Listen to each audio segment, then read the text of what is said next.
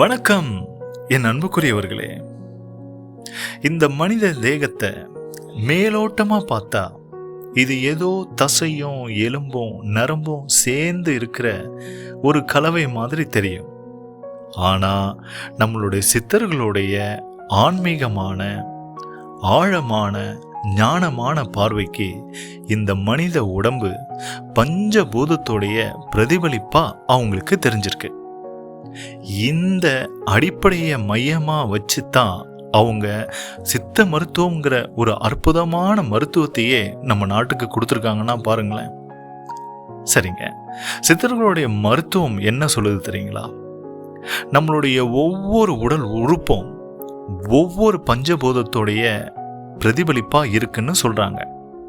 இந்த அடிப்படையில் நம்மளுடைய வயிற்று பகுதி, அதாவது ஆப்டமன், நிலம் அப்படிங்கிற பூதத்தோடைய வெளிப்பாடா இருக்கு, அதாவது பிரதிபலிப்பா இருக்குன்னு சொல்றாங்க. நிலத்துல என்ன வேலை நடக்குது, நிலம்னா என்ன அப்படின்னு தெரிஞ்சுக்கிட்டோம்னா நம்மளுடைய வயிறும் நம்மளுடைய வயிற்று பகுதியும் நிலம்தான், அங்கேயும் அதே வேலை தான் நடக்குது அப்படின்னு நமக்கு தெரிஞ்சிடும். என் அன்புக்குரியவர்களே, நிலத்துல இருந்து தான் நமக்கு உணவு கிடைச்சாகணும்.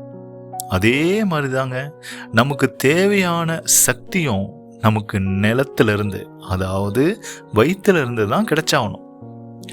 நிலம்தான் நீரை தக்க வச்சுக்குது. அதே மாதிரி தாங்க நம்ம உடம்புக்கு தேவையான எல்லா தண்ணியும் யார் தக்க வச்சுக்கிறா தெரியுங்களா? நம்மளுடைய வயிற்று பகுதியில தான் அந்த தக்க வைப்பு நடந்துட்டு இருக்கு.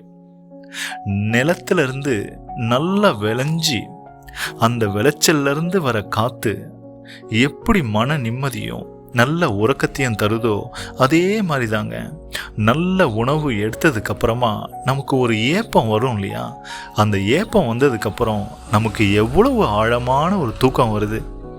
இதே தாங்க இந்த அடிப்படையை நம்ம புரிஞ்சுக்கிட்டோம்னா நிலங்கிறது எவ்வளவு முக்கியன்றது நம்மளுக்கு தெரிஞ்சிடும்.